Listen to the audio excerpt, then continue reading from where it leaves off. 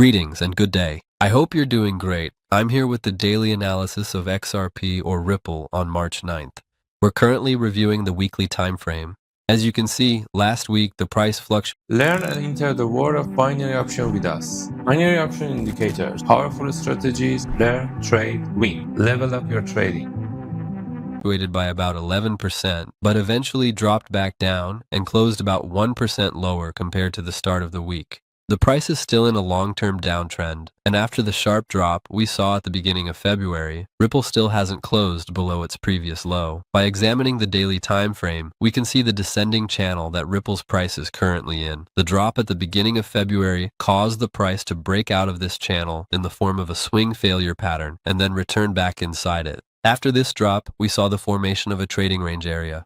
Over the past month, the price has repeatedly reacted to the top and bottom of this range and has been accumulating internal liquidity. At the moment, the most important resistance for the price is the previous highs, and if the price can close above these highs, we can expect an upward move toward higher liquidity levels. On the other hand, there has been very strong support at the previous low, and if this support is lost, we can expect a drop down to the FVGs on the time frame at the price of 1.05553. We are currently analyzing the inflow and outflow of liquidity into Ripple ETF funds. You can see that at the beginning of last week, there was a significant inflow of capital into these funds. However, ultimately, on Thursday and Friday, there was a significant outflow of capital from these funds, and this, along with the Fear and Greed Index dropping to 19, indicates capital outflow and the likelihood of further price declines.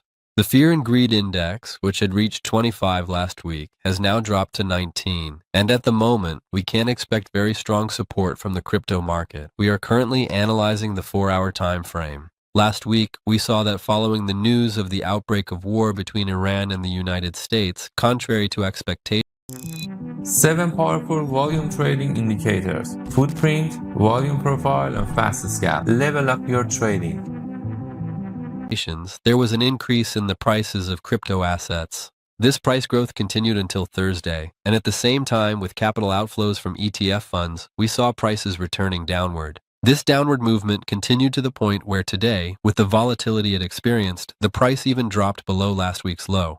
Now, to better predict the price, we will examine Ripple's liquidity map. On Ripple's liquidity map, you can see that the downward movement has collected a significant amount of liquidity from the 1.3322 area, and now, as the nearest sell-side liquidity, we have the price at 1.3103.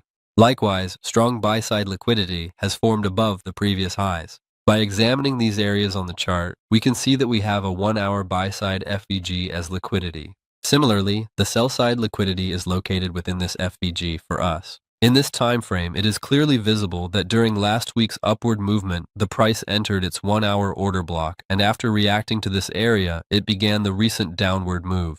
Given what has been discussed, we still consider the market sentiment to be bearish, and as you saw, support for the crypto market has decreased. Therefore, we can look for opportunities to enter sell trades using various strategies. As a bearish setup, we need to wait for the price to rise and collect the liquidity above its previous highs up to the 1-hour FVG. After we see a sweep and this liquidity has been collected, we can then target the sell-side liquidities, such as the 1-hour FVG liquidity, down to the area of 1.3108. Wishing you success and profitable trades.